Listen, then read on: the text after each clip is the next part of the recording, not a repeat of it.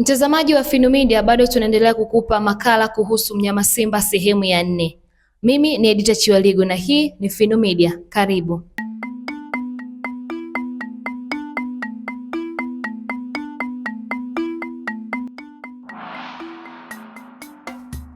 Simba ni mnyama muhimu sana kwenye mazingira mbugani, kwani husaidia kupunguza idadi ya wanyama wanaokula majani katika eneo moja.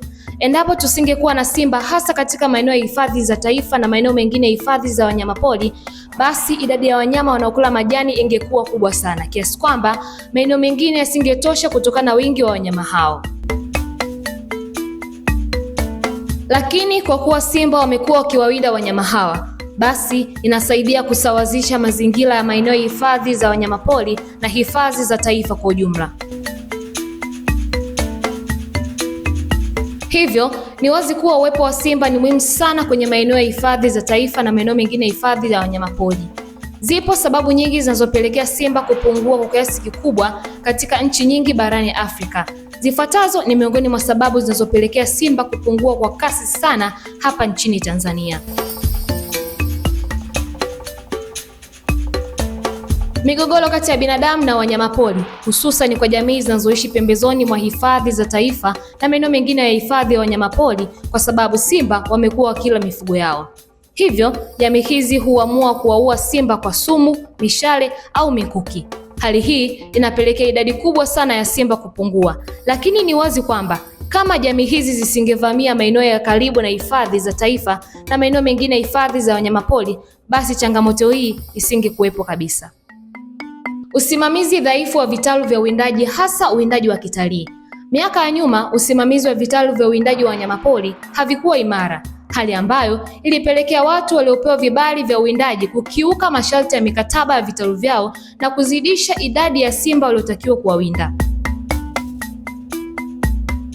Wakati mwingine walikuwa wakiwinda mpaka majike kwa wingi, hali ambayo ilipelekea kupungua kwa kasi ya kuzaliana kwa simba na kusababisha idadi ya simba kupungua.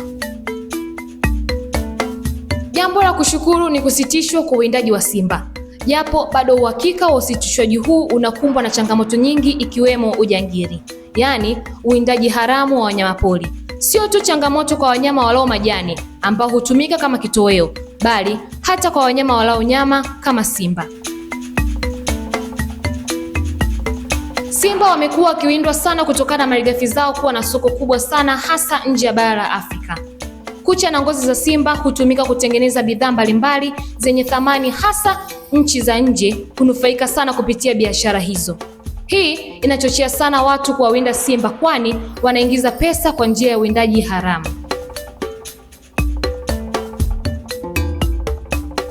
Baadhi ya wanajamii wamekuwa wakishirikiana na majangili, lakini pia kuwaficha wasijulikane na mamlaka husika zinazoshughulika na uhifadhi wa wanyamapori. Hali hii inapelekea ugumu katika utendaji kazi wa mamlaka husika, kwani zinakosa taarifa muhimu kutoka kwa jamii dhidi ya vitendo vya ujangili.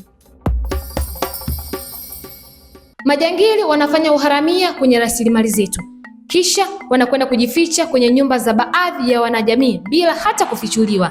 Na kuna baadhi ya wanajamii wanafahamu fika wahusika wa ujangili ni kina nani, ila hawataki kuwataja.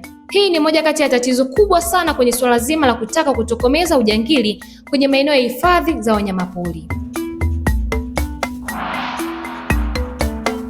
Asante kwa kuendelea kuifuatilia Finu Media. Usikose sehemu ya 5 ya makala hii kuhusu mnyama simba.